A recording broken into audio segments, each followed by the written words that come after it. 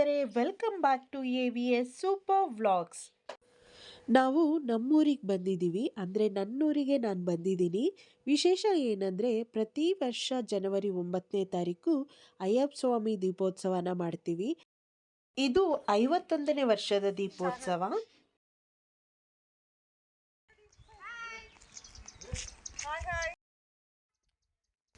ಪ್ರತಿ ವರ್ಷ ನಾವು ಅಂದರೆ ಈ ಊರಿಂದ ಬೇರೆ ಊರಿಗೆ ಶಿಫ್ಟ್ ಆಗಿರೋರು ಅಥವಾ ಕೆಲಸದ ಮೇಲೆ ಬೇರೆ ಹೊರಗಡೆ ಹೋಗಿರೋರು ಕೂಡ ಪ್ರತಿ ವರ್ಷ ನಾವು ಇಲ್ಲಿ ಈ ದಿನದಂದು ಬಂದು ಸೇರ್ತೀವಿ. ದೇವಸ್ಥಾನದಲ್ಲಿ ಪೂಜೆ ನಡೆಯೋಕ್ಕಿಂತ ಮುಂಚೆ ಇಲ್ಲಿ ಬಂದು ಮೊದಲು ಪೂಜೆ ಮಾಡ್ತೀವಿ. ಇದು ಶಿವನ ಕಲ್ಲು, ಆಗಿನ ಕಾಲದಿಂದಲೂ ಇದೆ. ನಮ್ಮಣ್ಣ ಪೂಜೆ ಮಾಡ್ತಾ ಇದ್ದಾರೆ.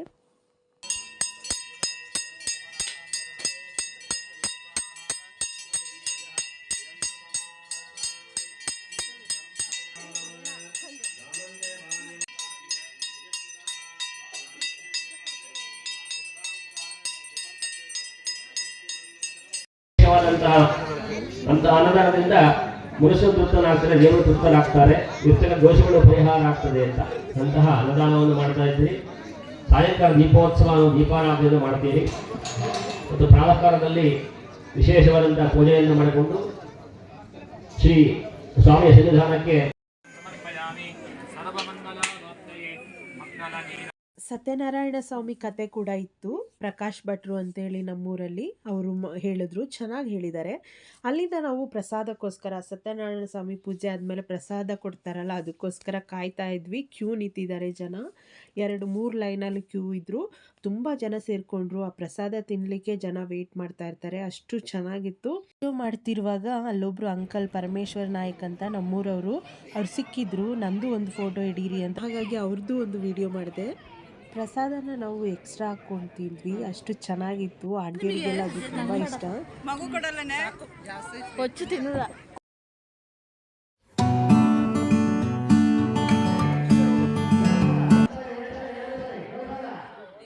ಊಟ ಎಲ್ಲ ಮುಗಿಸಿದ ನಂತರ ಅಲ್ಲಿ ಹರಾಜು ಕರೀತಾ ಇದ್ರು. ಅಂದರೆ ರೈತರು ಬೆಳೆದಿರುವಂಥ ಮೊದಲನೇ ಫಸಲನ್ನು ಪ್ರತಿ ವರ್ಷ ಅಲ್ಲಿ ಹರಾಜಿಗೆ ಅಂತ ಕೊಡ್ತಾರೆ.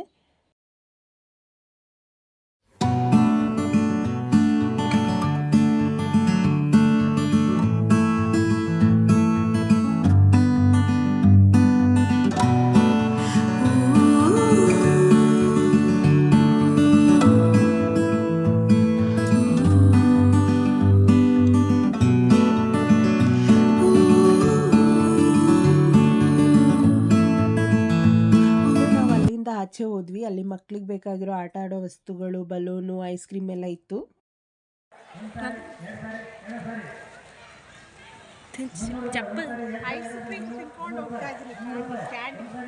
ಅಲ್ಲಿಂದ ನಾನು ಕೂಡ ಒಂದು ಐಸ್ ಕ್ರೀಮ್ ಎಲ್ಲ ತಗೊಂಡು ತಿನ್ಕೊಂಡು ಮನೆಗೆ ಹೊರಟ್ವಿ. ಈವ್ನಿಂಗ್ ಮತ್ತೆ ಕೂಡ ಫಂಕ್ಷನ್ ಇದೆ. ಆ ವಿಡಿಯೋನ ನನ್ನ ನೆಕ್ಸ್ಟ್ ವ್ಲಾಗ್ನಲ್ಲಿ ನೀವು ನೋಡ್ಬೋದು. ನಿಮ್ಮೆಲ್ರಿಗೂ ನನ್ನ ಈ ವಿಡಿಯೋ ಇಷ್ಟ ಆಗಿದ್ರೆ ಲೈಕ್ ಮಾಡಿ, ಶೇರ್ ಮಾಡಿ, ಸಬ್ಸ್ಕ್ರೈಬ್ ಮಾಡಿ. Thank you for watching.